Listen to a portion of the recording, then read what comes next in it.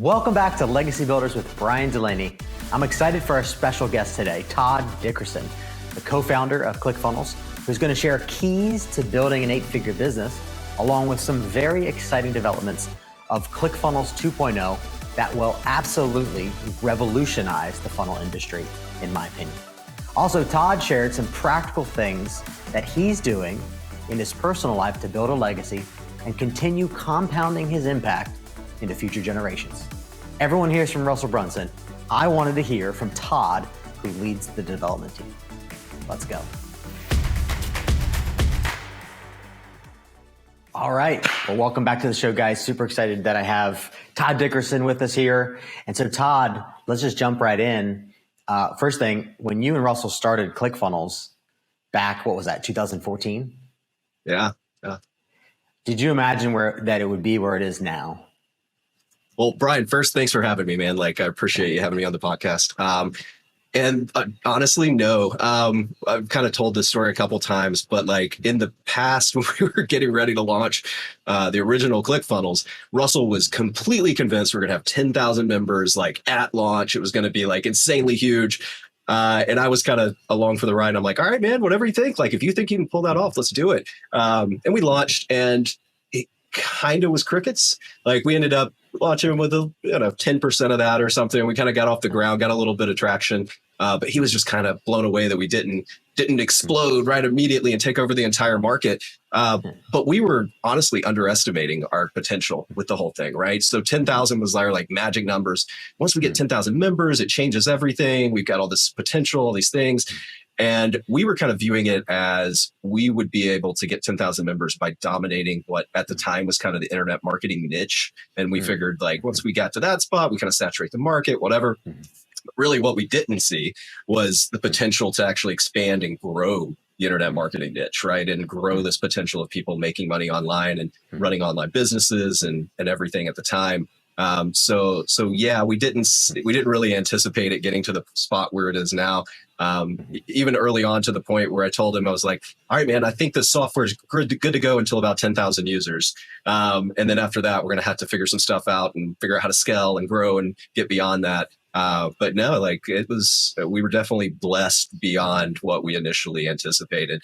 And we kind of just kept doing the thing people were asking for. And whatever the next feature, the next thing that people were struggling with in their business, we just focused on adding it into the software and giving the market what they demanded. Nice. Yeah, you were definitely in need. I mean, remember prior to that, it was Optimized Press was the category king there, right? Yeah. So you guys came in at a really important time where I think everybody was ready for something new, because everything that everyone was building up until that point looked all the same, right? Yeah. I was like, oh yeah, that's Optimized Press. You could spot it from a mile away, right? That's true.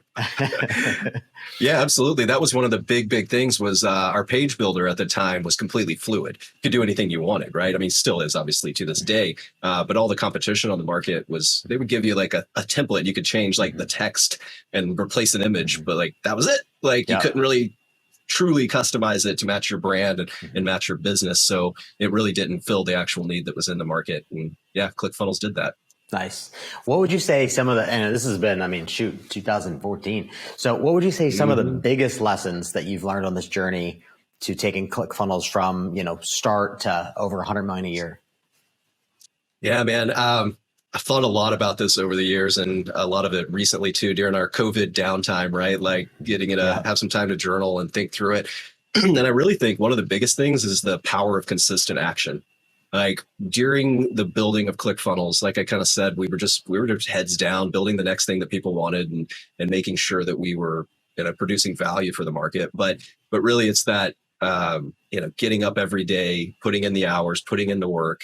As much as we work on the work also works on us. We get better, we level up. We may have built features and things and fixed bugs, and in the moment, it may not feel like it really has that big of an impact.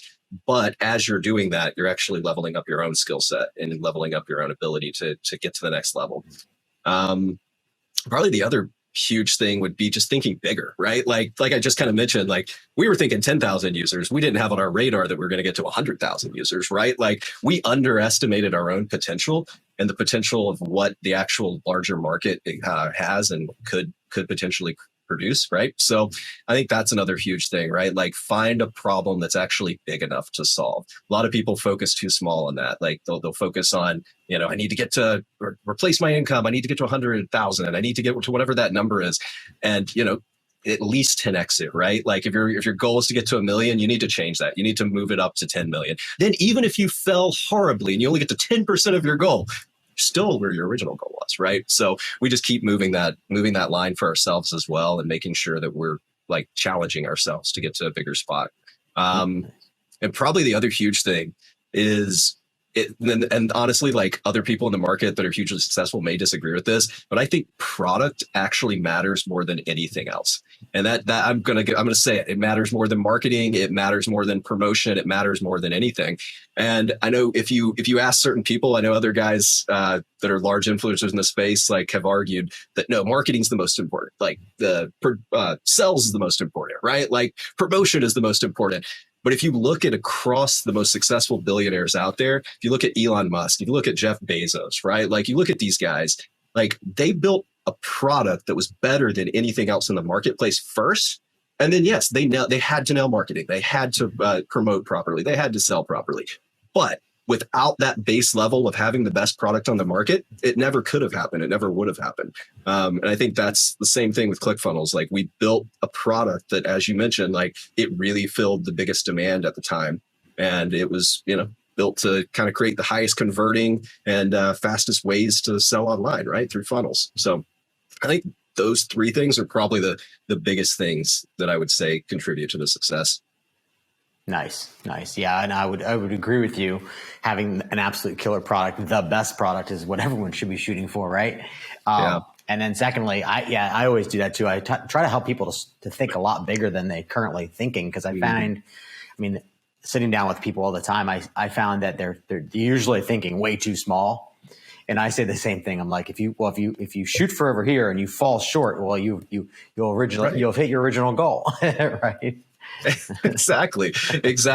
And I think that you have to think, who's the person that I have to become to like get to that next level? And it really challenges me, right? Like, do I see myself as who I am now, actually the type of person that could have $1 billion company, right? Like, what do you need to change about yourself? What character traits? What skills do you need to level up? What beliefs do you have to change, right? Like that belief that you have the potential to even accomplish that goal, maybe a belief that you have to annihilate and change, right? So like, you've got to make sure that you actually have the right combination to get there in yourself. And it really challenges you. So true, man. So true. I mean, we're evolving as humans, right? At least we should be growing every day, right? Yeah. Absolutely. That's what makes the journey fun. Okay. So this next question is probably one of my favorite for today. And that's going to be ClickFunnels 2.0. I mean, I've been so excited about ClickFunnels 2.0 since Russell and I were talking about it at dinner over in Tony Robbins' backyard, basically. And so I want to know from you, since you head up the development side, what are you most excited about ClickFunnels 2.0? Yeah, man. It's hard to say just one thing, right? Because it's so exciting. But I think what I'd say is that actually the platform itself is the most exciting thing. Okay. And kind of what I mean by that is ClickFunnels 2.0, the way I viewed this when I sat down to actually spec out and determine what we were going to build as ClickFunnels, as the next phase of ClickFunnels, right? And it was really a chance to just step back and reevaluate everything, right? And what I saw that we needed to accomplish was we needed to make sure, first and foremost, it was highly scalable from a performance standard, but also highly scalable from a feature adoption standard, right? So we needed to know that we had a platform that when we figured out the next thing the market needed, that we could easily incorporate that next thing into the existing product. And that's really been a core focus of the entire project since the very beginning. And that really leads into momentum. Momentum's our keyword for the company for 2022, right? Like that's our thing. With it internally and externally, we want to have external momentum in the marketplace, but also internally with our teams and our developers and everything. Momentum's been our big focus, and the platform's really what's going to allow us to pull that off, I think. Right, because it's a brand new platform. I mean, it's a whole new, brand new, completely new code. The whole 9 yards is completely new. Yeah. Yeah, I do have to say that when I started to do that angle, I didn't get much support internally or externally from that, besides Russell and Dave, to Dave's credit as well. But like everybody I talked to was like, ooh, that sounds like a lot of work. Like, you could probably just tweak the thing you have now, right? Like people like it, like it's great. Like we could just tweak it. I got this from coaches. I got this from consultants. I got this from team members. And honestly, it boiled down to I had a bigger vision. Like my vision wasn't to make tweaks and adjustments. And, being a developer as well as a marketing guy, I could see the technical debt and things that were actually going to hold us back from being able to actually accomplish the momentum we needed to accomplish things. And I had a rock solid vision on like, this is what we need. This is what the market needs. This is what people need. This is where they're struggling. This is what people are going to want us to accomplish for them. And like, I basically stepped back, and luckily Russell was on the same page with me. And we just decided to, start from scratch as an entirely new platform. The cool thing about that, though, is it really like gives you the ability to refocus on new technologies too, right? When we built Clickfunnels 8 years ago, think about the technology, think about your car 8 years ago compared to now, like things have changed a lot in 8 years. And while we've updated the platform, like you still end up being built on this original platform from 8 years ago. And we have most of our competitors are the same type boat, right? They've built on older platforms and they're trying to build up on top of that. But yeah, building from a new platform buys you a lot. I think that's smart. Yeah, you can reinvent rather than improving what you have, right? You can completely re-envision a whole new future, which is awesome. In terms of one of the things that so one of my questions I have for you, because we're launching a new brand that we want to exclusively use cryptocurrency to transact business. Nice. Will that be something that is in the future for ClickFunnels? Yeah, it absolutely is actually. And I know this is, we haven't talked much about this publicly, but we're actually also creating a payments company. And that payments company is going to be ClickFunnels. Well, ClickFunnels will be that payments company's first large client. And it's actually built as a platform that allows us to add additional payment methods and gateways from the ground up. We'll be supporting things like cryptocurrency. Even if that's not directly out the gate, the platform itself is built to support that. So we'll have that, PayPal, Klarna, all these other payment methods and whatnot will be able to be built into the platform. But then also using smart routing and technology to actually determine the best payment methods to show people based on the regions they're in. And that's from a decline perspective, from a conversion rate perspective, and from a gateway routing perspective. So we're able to do things like attempt this one thing, and if this fails, or if they match a pattern that doesn't look like it's going to pass, use this other gateway instead. And we're using AI routing and machine learning to actually like do a lot of cool stuff there. It's some stuff that over the years we've done ourselves internally, but it's taken a lot of custom code, custom building, and we really wanted day one to have this built in as part of the platform. And it also help us with international expansion because we'll be able to easily add additional gateways and additional regions as we go. So that's been a big focus. Crypto's huge. I mean, obviously there's no debating it, and it's such a fast adapting and changing landscape that's another piece, right? Like it goes back to the platform. The thing we need to be able to do is to change, right? Like we need to be able to change quick whenever things change. I mean, we can integrate with Bitcoin now, great, maybe Ethereum, but like, what's the next big thing that people are going to be using? Is it a Lightning Network adapter for Taproot or whatever the technology changes of the day? Like we want to make sure our platform's there and able to scale with it and adapt as needed. Nice, yeah, that makes total sense. I can't wait for that to happen. Okay, so what other features are you excited about as it relates to the platform, outside of the platform, right, itself? Yeah, absolutely. So probably the thing that the market's been most excited about is actually page performance, our new editor experience. So our editor experience is really a game changer from where it was before. From a customization perspective, it's got everything that we've always been able to do in that regard, but really taken to the next level. So the ability to nest things where we didn't have past ability to nest things, that kind of thing, but also the ability to do universal sections and elements and create reusable templates. So the simplest example of this would be your header that you might want on multiple pages. You can build that once and apply it across all kinds of stuff. So that's really cool. Editor also supports real-time collaboration. And this is one of those things that required us to build it from the ground up to do this right. I mean, we could have backported it. We've seen other people attempt to do things that are like show little notifications here and there, but this thing is built from the ground up to do full real-time collaboration with multiple users on the page. So you can actually be working with someone else. They can move things. You can see what they're doing at the same time. You can post comments and leave notes for other people, which is really cool. Nice. And then what that also buys us in the end is the way we've structured things and built this from the ground up. We actually can improve page performance beyond anything you've seen. And that's not exaggerating really. Like it sounds like I'm exaggerating when I say that, and I know that. But if you compare us to any page builder, any like no code solution on the marketplace, and this is even talking enterprise solutions, our page performance faster. And I won't go into technicals on how that's possible, but I will tell you that there's no one that's used the technology that we're using right now to do this. And that's why I'm being a little bit secretive. But like the backend technology that does this, it's far and beyond what you would think of as a content delivery network, because it allows us to do real dynamic content on your pages with virtually no load, without having to go back and actually hit our servers and even wait for that lag. So you have the server reduction in performance or performance time, but then you also have all the best optimizations that you would expect for page performance done in the pages too. So that one's super exciting to me, and I know it's been exciting to Russell and a lot of other people as well. Yeah, I know that's definitely a big, I think, request in the community. I've heard that come like faster page load, faster page load, faster page load, right? Like that's one, and then just a whole new way of using the editor, right? Is definitely another one. And the integration, I mean, kind of like Google Sheets, right? Where Google Docs, where you can have like 10 people and they're all collaborating. Yes. Rather than have one person log in and then another person log in, Yeah. That's definitely been a problem in the past, right? You have someone else on your team working on it. You're like, oh man, I overwrote your changes. Sorry. Yeah. like that's not ideal. Definitely not when you're actually getting up there and you have a team that's working on things, right? So that's right. Definitely a critical feature. That's awesome, man. Anything else you want to share with us before we move on to the next question? Yeah.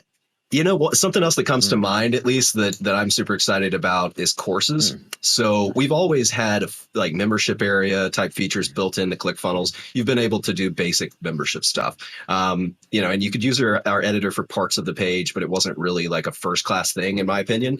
And that's what we've done with courses in CF2. They're like absolutely industry leading as well, on par with any other solution you would find out there, and better from a customization standpoint. So you'll be able to fully build any type of course you want. You'll be able to have customer centers, right? So someone can go in and manage their subscriptions. They can edit their account settings. They can do all kinds of cool stuff like that. And you can use the editor for 100% of that experience, right? So you're able to fully customize navigation, routing, pages, video location, all these things, right? Like other solutions will give you kind of a static template and be like, you can change where your video's at, like, or put this thing here, right? But with ours, do whatever you want. You can make it look like anything you want. You can make it look like any competitor you want, or you can build something completely custom to your brand and your business. And that's really cool. We haven't actually shown off any of this stuff in action. We leaked a little bit, obviously, at Funnel Hacking Live high level on stuff, but the editing experience for courses and funnel hubs and your entire site is completely new compared to what we had in ClickFunnels 1.0. Yeah, that's awesome, man. I didn't know. Yeah, because I didn't realize that you had full editing capacity or capabilities within the new platform. I mean, that's always been we'll use, there's all types of different platforms out there we use for membership sites, but it's like, man, they're so clunky, they're just, I mean, they do some good things well. And then other things, the user experience is terrible because you can't control it. Like you're forced into a box. Yeah. Right.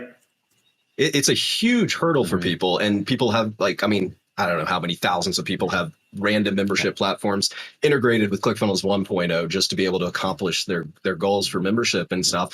And to be fair, there's a lot of cool features that some of these platforms have and exist, but same type thing from our perspective. Now that the platform's been built like this, we're able to pretty quickly add any analytics reporting type features for membership or anything that we see users need. And I think that the customization, that's been a theme throughout the entire ClickFunnels 2.0 journey. And it's really been a requirement for me for the business since the beginning, is that anything we allow people to do should be customizable, right? There's no reason that I should give you you can customize your funnel, but you can't customize your course, right? Or you can't customize this other area of your application or your business.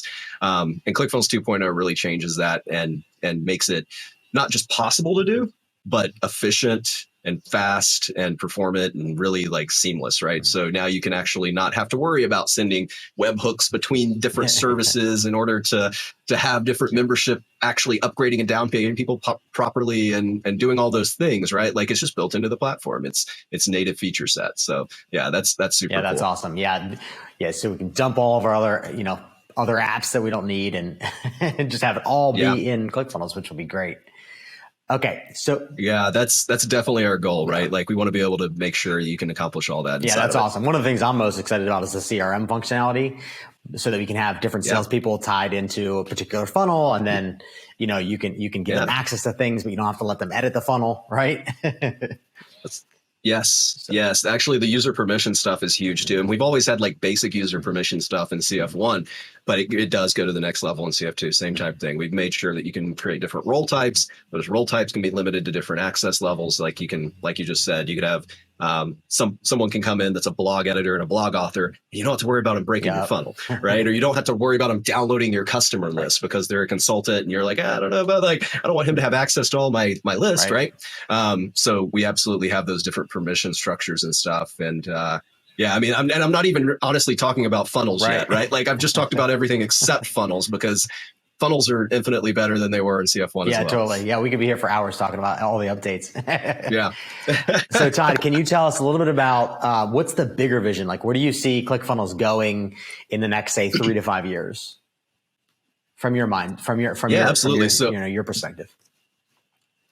Yeah, absolutely. And I think Russell's pretty aligned with this, but I'd be interested to hear his answer on some of it too. I'm aiming basically for us to be the best way to bring a business online, right? Like I want to be hands down like the go-to solution for bringing your business online, right? Currently, there's different solutions for different types of online businesses, right? Like, if you're doing 1,000 SKU business, like here's your solution. If you're doing a funnel, here's your solution. If you're doing agency stuff, here's your solution. And the truth is that most of those platforms have, I'd estimate to say 70% similar code, right? Like you're accomplishing user authentication and security stuff and page rendering and editing and performance and e-commerce. And like you're doing all these things and there's overlap between all these business models. And what we're doing with ClickFunnels 2 is we've architected and engineered it from the beginning as the platform, right? To be able to actually accomplish all those goals in one location, and to give you an editing experience that you're familiar with. You're using it to edit your page, your opt-in pages and your funnels, but you're also using it to edit your blog, your courses, your e-commerce store. Like you're able to use that same unified experience across everything. And honestly, the vision part that really matters probably even more than anything else is that the best practices are built in.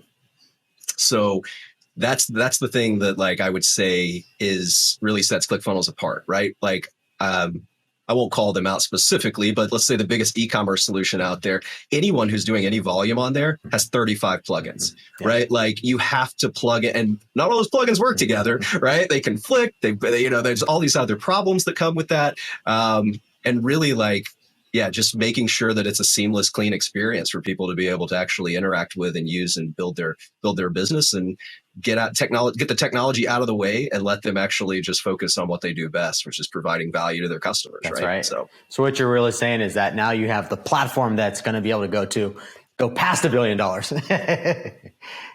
Exactly. We added a couple zeros under our goal, right? Like we're looking at the 10 plus range now. That's our awesome. target. That's awesome. Okay. So since this is called Legacy Builders, to you, what does it mean to build a legacy? Like if you're thinking about legacy, what's that mean for you? I mean, it means something different for everybody, but what would you say that means? For you? Absolutely. So I think to me, it really just means impacting the people around me in a way that leaves them better off than they were before, right? Like there's also the aspect, obviously, to me of like leaving things to my kids and to my family and to generations in the future. But let's say, 5 generations down the road, those are just some people. I don't know them. They're sure they're family, but in reality, I want to impact the world in a way that actually leaves it better off than it was before, right? And I personally believe that entrepreneurship is the way we're going to do that. I believe that if you look throughout history, the things that revolutionarily improve our lives for the better, they come from entrepreneurs, right? And that's the thing that we want to make easier for people, right? Like people, I believe there's all kinds of people with solutions right now that solve problems that all of us are having, and they can't figure out how to get it to market. They can't figure out how to actually provide value. They can't figure out how to make it their full-time thing. And I want to make that easier for people. Awesome. That's awesome. That's great.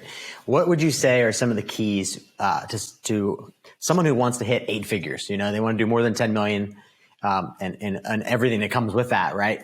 Or what do you see that prevents people from hitting that level, right? Because there's only a small percentage of the people that are, you know, a small percentage of entrepreneurs in general hit that level, right?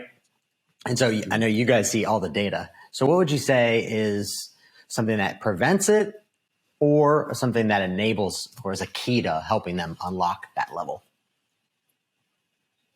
Yeah. And I heard you say that about the data, right? So like the answer people probably expect from me or want from me is like, what funnel type works best, right? And I could tell you that, you know, like the top few funnel types that actually convert higher and I see as a constant pattern, right? Like high ticket, webinar, tripwire, right? Like, so those are the, like tactically speaking, but that's not really the answer that I'm going to give.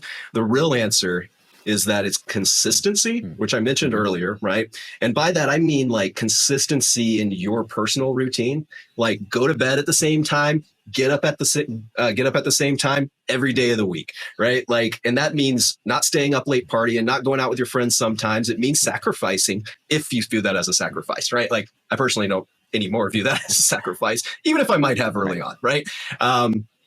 But I think that consistency is huge. And I think, you know, you also see people that on the positive side, at least, are people that focus on creating value for others, right? Like you have to focus on creating the most value for the most people. And I made this shift really early on. And I know it's hard for some people, but like, it's not that I don't care about money. Trust me. Like I do like to make money. I like nice cars. I like nice things. But I've realized and made the association that the more value I can create for the more people, the more money will come as a byproduct of that. And my primary agenda is no longer getting a 3%, 10% ROI on something. My primary agenda is looking at investments and looking at initiatives through the lens of what is the value of this? Am I actually creating value for anyone by investing in this, by investing my time, my money, my resources? And I want to make sure that's first and foremost. You know, probably something people don't think about, excuse me, but is actually stacking wins, right? So as you like build your skill set when you're going through your business, through your journeys, through your challenges, like don't look at it as, oh, I tried this thing and it didn't work. Look at it as I now acquired this new skill. I didn't previously know how to do any type of marketing whatsoever. Now I can do Facebook ads. My Facebook ads weren't successful, but now I know how to do that, right? Like now I know how to build a funnel. My funnel wasn't successful yet, but now I know how to build a funnel, right? And like keep stacking these wins on and view it as I view it as almost a video game, right? Like these are my experience points. I'm leveling up in that video game. And while I may not see the financial reward yet, like I need to keep pushing myself and keep going farther and farther. And that probably ties in to the last one that I give you, which is an unwavering belief. And this is something that I don't know where it came from. Honestly, I could probably figure it out if I thought back to my childhood, but I've always had an unwavering belief that I would be financially successful. Like I've always viewed myself as a rich person, even when I was broke, right? I'm just a rich person with no money in my bank account yet. Right. Like, and that's the unwavering belief that you have to have in order to have massive success. Yeah, I agree 100% on all three. Now, on the consistency piece, what would you say? I'm one of the things I'm huge on is like morning. I call them morning rhythms, but it's like really rituals, right? Yeah. What would you say is a ritual rhythm that you do consistently to add value to other people's lives or add value to the marketplace, right? Like, is there something tactical that you do consistently every day to add value outside of development, obviously, and teams and all that? Yeah, interesting. Yeah, obviously development's one of those things that I'm in no matter what, right? Like looking at things like that. You know, honestly, I focus most of my routines in the morning on personal development because I feel like I need to be in a position where I'm equipped to handle the things that come up to me during my day to day. And I know those things are going to come up. The opportunities are going to come up, and I need to be able to make the best decision on the spot as I can, right? Like, honestly, as much as I'm a developer, really my job's problem solving on a daily basis, whether it's a server issue, a bug, a new feature that we're building, an efficient way to get something done that people are telling me is going to take 6 months. And I'm like, nope, you got 6 days. Like, I'm constantly in problem solving mode. So I focus primarily on fitness, health, supplements. That's what I spend most of my meditation, prayer personally. But, if you're not religious, at least meditation. I focus on those things personally, which get me in the right mindset to tackle the things that come up through the rest of the day. I think. Yeah, I always like to hear, because everyone has their own different routine in the morning, right? But I think how you start your day is going to set the whole trajectory of the entire day up, right? At least that's how it is for absolutely. me. Okay, so the last question, one of my favorite questions to ask, and it's about passing the torch. And really, I like to ask it from this perspective. So you see, like, people like Napoleon Hill, Zig Ziglar. I mean, these people have, published books and all types of different materials that are still making an impact now, right? Like Think and Grow Rich. Yeah. Zig Ziglar has a ton. I mean, there's a lot of people from our past that are still leaving a legacy. And the question is, have you thought about how you plan on passing the torch of your wisdom, your knowledge, your expertise, your intellectual property, if you will, and financially, so that 100 years from now, you're still making an impact? Yeah, absolutely. I have, actually. I think first and foremost is through my kids, right? So my kids, I want to make sure that I'm raising them in a way that I'm trying to pass and teach them things without forcing it on them as much as possible. But I'm trying to actually, pass it down through them. I am working on a book. I probably won't release anytime soon, simply because I've got other higher priorities at the moment, of course. So when I switch that over, I do plan to actually do that. I think that's a powerful way to pass on knowledge. And as soon as I get to the spot where I feel like I've earned the right to write a book, I don't know if that makes sense, but like, I feel like there's this, like, it's like kind of once I've accomplished the thing, I can write the book and share the knowledge, which I know to some people I may have, but I think the other way is through my business. And I'm not just necessarily saying just ClickFunnels. I think ClickFunnels will live on, but through business, we're able to actually build something that can live on its own. It can adapt if you train the team, the culture, the company correctly. It should be able to live on without you and actually share your values. And even though the exact problem it's solving may change, like, it should be able to be developed in a way that it can adapt to the changing market and the changing environments that it lives in.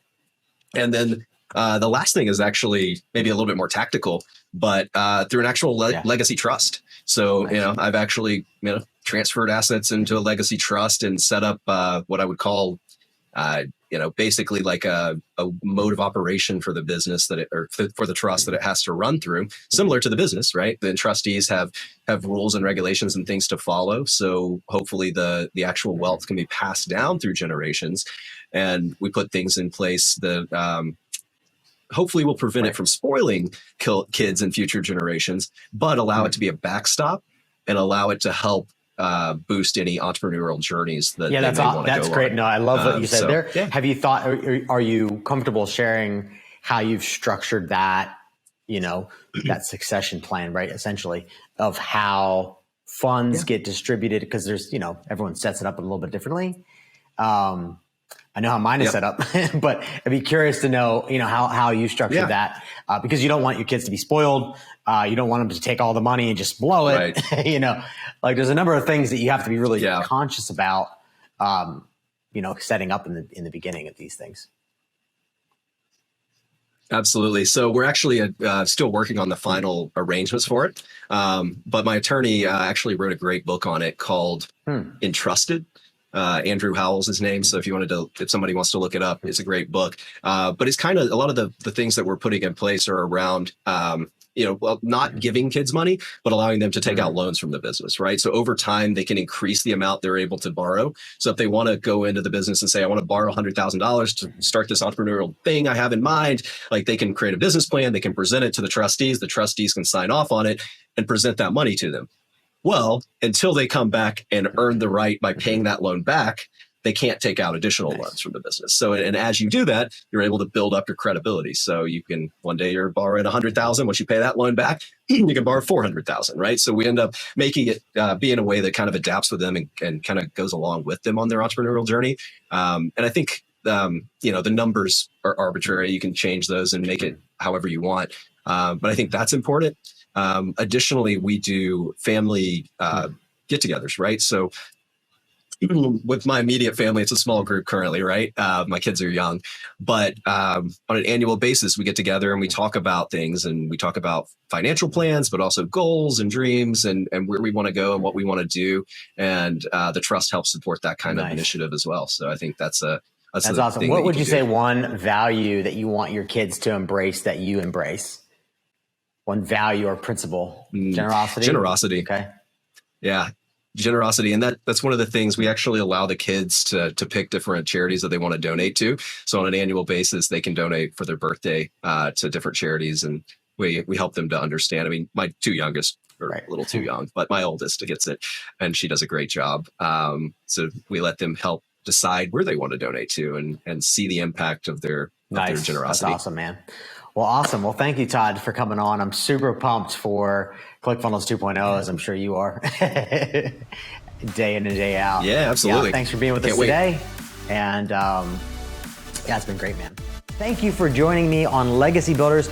And I would encourage you to come back to the next episode next week to get more clarity on your journey to launch your expertise online, scale your impact, and build your legacy. If you're ready to get the process started of launching your expertise online the right way, then I recommend go to launchexpertise.com, or maybe you're at a place where you're ready to really scale your expertise and your impact. Go to launchexpertise.com. There you'll have several options. Number one, you can get a free copy of my brand new book, The Entrepreneur Evangelist, which I share the secrets that have unlocked more than $300 million of results for my clients and partners in our own campaigns. You could also join a 33 days of coaching with me that's free, where I give you insights and wisdom on your journey to launching your expertise and scaling your impact over the course of 33 days. And that's worth at least $5,000, but for right now, you can get it for free. And lastly, if you're someone who wants to take the absolute faster, smarter path when it comes to launching your expertise online and scaling your impact, I'd recommend scheduling a call with my team where we can see how we can support you to crush goals and generate 7 or 8 figures yourself in a short period of time. We have more awards than nearly anyone in the entire community, and for good reason. And we would love to help you just like we've helped them. I look forward to seeing you on the next episode of Legacy Builders.